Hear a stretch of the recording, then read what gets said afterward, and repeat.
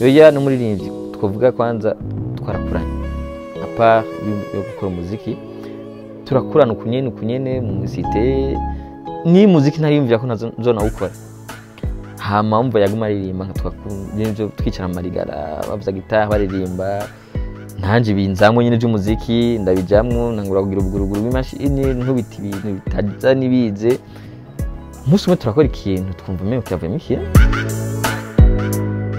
turakubise ikintu nyine twumva ikintu je numva ngo twagitoye tuje kurondera abandi bantu twumve ko tukirenge tugikoze neza cyo turushiriza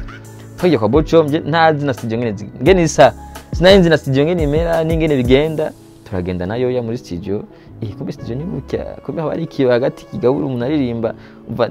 ni ibintu uvuga ati byanjemo ko nyene turakora ama beat kumva ikintu gikubita ni beat kubita turagikubita yavuze gitatu twarondera agatushe kamwe ati kumbe byajanye tugendere tubishama amajwi nja muri studio ntazi studio ngene isa sinari bwarabona ifoto ya studio ngene igenda urumva ni ibintu byanjemo uko turagenda nayo ya muri studio aririmba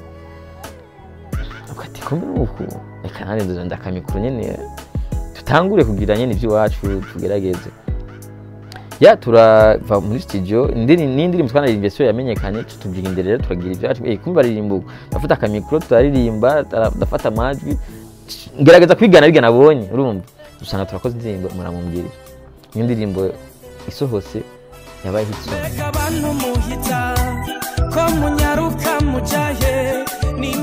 yamenyekanye muri uwo mwanya twine twicaga bati then twakoze ikintu kirasohoka gutya indirimbo yavuzwe ahantu hose ya turabandanya abandi baraza bati natwe fo dukora ndibuka ico gihe twarakoze indirimbo na Etizo ubu ni producteur yakusigaye akora indirimbo nawe ico gihe yagezweho Econ Etizo yavuga ati jewe indirimbo nka Econ yaraje muri studio nkora mu kantu nyene nk'aka kabine nyene wibonye ibintu byo bitafata nyene mugabo muri ico gihe umuntu yumvise ikintu avuga ati byabinde niki havuyemo ikintu twakoze indirimbo muri uwo mwanya yarakasone yavuga ati naimba kama Econ ni indirimbo ya Etizo muri ico gihe yatumye amenyekana cyane niho bakalipa bavuga ati hari umupeti ni umwana muto mugabo akora neza nk'icyo gihe ndibuka ba J Kizo ba Silai bande baza bari abantu bansumba mugabo bavuga ati twicare dukorana tukintu twicara turakora indirimbo bita usisike kora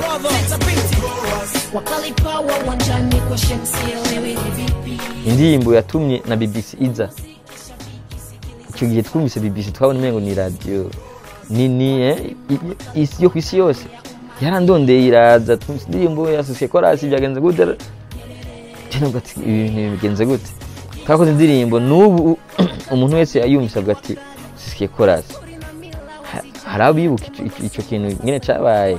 indirimbo ya carton umuntu wese yarengana akabati usisike chorus bagize igiteramo cy'indirimbo twaruzura mize biva yose no hanze n'abandi ntibinjire gusanga igiteramo giheze n'abandi batarinjira cyari igiteramo cy'abarundi gusa urumva kubera usisike chorus hama turabandanya twakoye na Mukombozi aramenyekana wego nyene indirimbo ziwe yakora indirimbo abantu akize igiteramo bakamumenya niho haza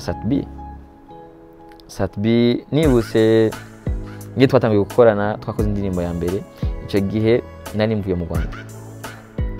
gukorera mu Rwanda ndaza mu Burundi Satbi turahura ati je nshaka yomfasha twakora ibi sinduwa muntu nafa gufata umuntu ko nyene ndashaka ko indirimbo imwe tukabona ikaragenda gute twakoze indirimbo nibuka ya mbere yari iwacu nzogenda iwanyu indirimbo icyo gihe naguma nja mu Rwanda nza mu Burundi mu Rwanda ya carton abantu bose bari bazi ko ari muri injo mu Rwanda nta muntu numwe yavuga ati ngo muri injo no mu Burundi kuko abanyarwanda n'abantu bakunda injo wabo umva ikintu cyose kiryoshe babona kumengo nibo icyo gihe nzogenda iwanyu n'indirimbo kuko twaragezaga gukurikira amastili y'abanyarwanda icyo gihe indirimbo ya cartona Satbi batanga kumenya mu Rwanda mugabo benshi ntibari bazi ko ari mu Burundi niyo twavuga ati none kubera tuguma muri twicara dukora igikorwa gikomeye turajanga turakora inkuru y'ukuri turakora indirimbo nyinshi abadada DJ twakoze ikintu nka album. Ndibuka ico gihe hari radio nka CCB, ni radio yadufashe mu mugongo cyane nayo yakugwanira umuziki w'u Burundi utera imbere, ikihura natwe two tugwana nuko indirimbo z'abarundi, kuko umva ico gihe tutumvise abanyarwanda bamengo nta ndirimbo turumva, kuko abasha bari baje n'inguvu nyinshi cyane. Ndibuka ico gihe cya Tom Close niyo bari baje, umuntu wese yumvise radio bamengo akumva ateza kumva Tom Close. Turakora Satbi gushika ubu ni umuntu bagumye bamumenya. Ni album twavuga n'ubu yagiye kuvuza concert, ni album yaririmbye umuntu wese ayiririmba, yaba umwana yaba ukuze yaba abantu bakuze, ni album abantu bagumye baririmba. Nabo twonovuga ko twakoranye, ndabona yuko hari ikintu cyumwe apart jewe n'igihugu cyungutse, kuko cyarabonye ko gusaba aririmbi, cyarabonye ko gusinga ingabirano. Izo ni ikintu je ngyohererwa, ikintu gituma je ngyohererwa si kuvuga ati ngo nararonse amahera menshi muri abaririmbyi cyangwa nararonse ibintu byinshi muri abaririmbyi, mugabo kuryoherwa kwanye no kuvuga ati narabonye abaririmbyi batera imbere, narabonye abo baririmbyi bashika ku ndoto bari bafise, naho bo batarashika ku rwego bifuza gushika, mugabo haraho bamaze gushika, haraho bagenda bakubaha bakavuga ati uyu ni muririmbyi uni naka. Urumva ni ikintu gituma je mbonye bati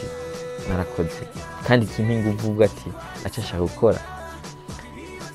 Ubu turi kumwe na MB Data, ni umuririmbyi gushika tuvuga ati abantu bose bagomba ntushobora kurengana mu radio nimwe ntumumbe MB Data,